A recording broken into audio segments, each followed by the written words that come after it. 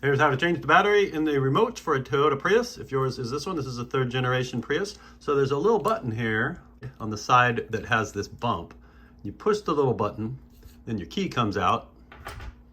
And right here, you see there's a little slot that you can stick a screwdriver in and twist it to pop it open. Toyota recommends you put a rag over the screwdriver so you don't damage the slot.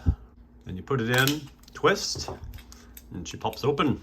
Now it's not supposed to open that way. That's not how it works in the manual, but you don't see any battery because it's supposed to open that way. So there is your battery.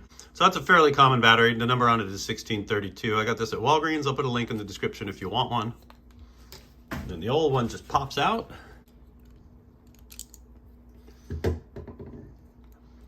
Then the new one is going to go in there with the numbers facing you, like that.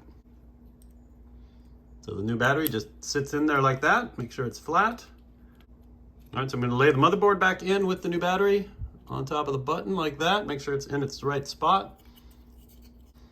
And snap the back on.